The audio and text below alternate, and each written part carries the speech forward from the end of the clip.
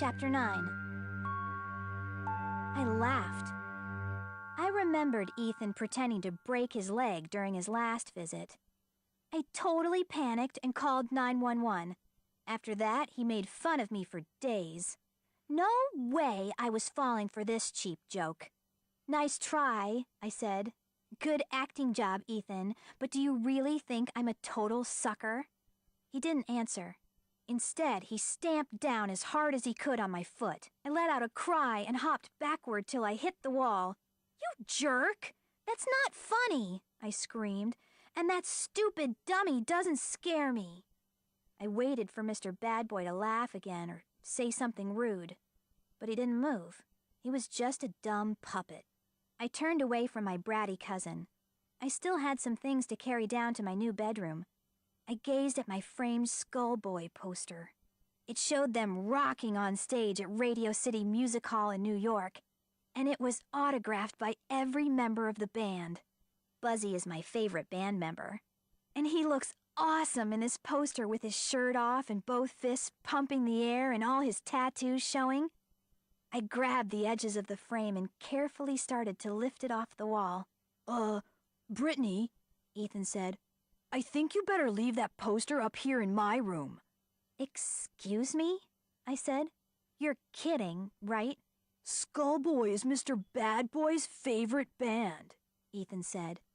"Sorry, he loses," I said. "It's my favorite band too, and I'm hanging this in my room." Ethan tried to pull my hand off the poster frame. "Please, Brittney," he said in a tiny voice. "What is your problem?" I snapped. I want to keep Mr. Bad Boy happy," Ethan replied. "If I do something he doesn't like, he might hurt me." Ethan had this terrified look on his face. He really was a good actor. "Tough cheese," I said. "Tell you what, sit Mr. Bad Boy down at the laptop, let him go online, and order his own poster." That time I made Ethan laugh. "Come on, you two," Mom called from downstairs. "Dinner is on the table." "1 minute," I shouted. I lifted the poster off the wall and carried it down to my new room. I didn't have much wall space, but the poster fit on the wall above my desk.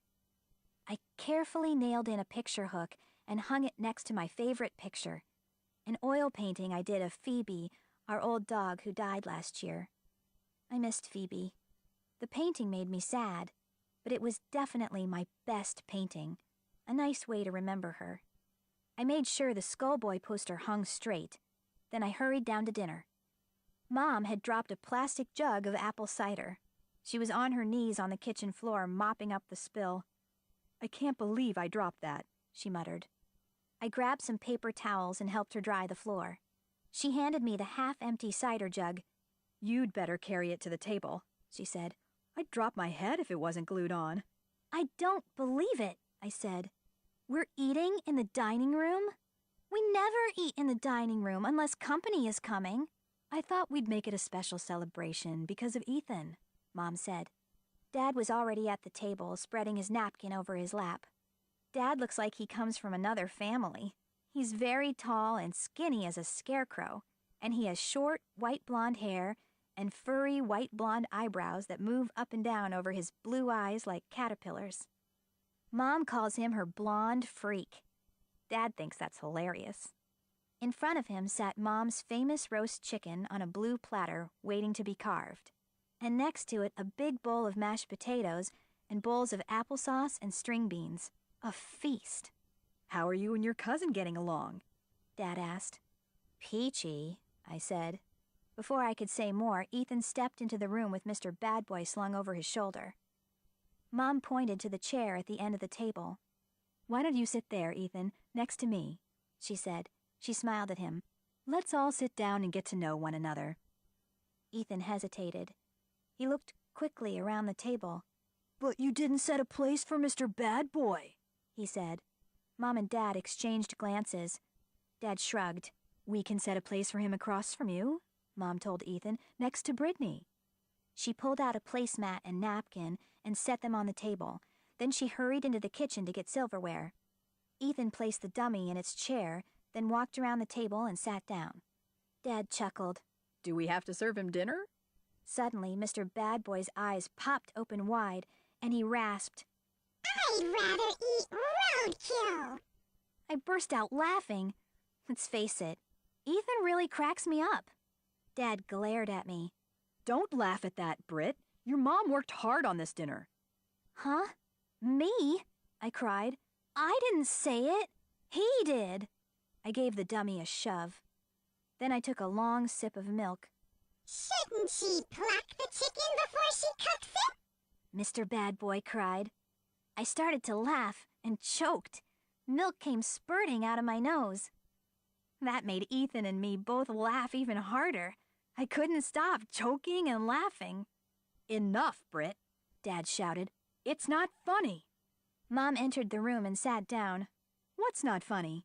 She asked. Brittney decided to act like a clown tonight, Dad said, frowning. Why are you picking on me? I cried. It's not my fault. Ethan. Help yourself to some mashed potatoes, Mom said, pushing the bowl to me. She turned to Ethan. Are you excited to have a big new room of your own? Before Ethan could answer, Mr. Bad Boy chimed in. I'm so excited, I just peed my pants. I couldn't help it. I burst out laughing. The mashed potato spoon flew from my hand.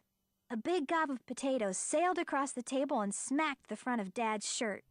I watched the potatoes slide into Dad's shirt pocket, and that made me laugh so hard I couldn't catch my breath.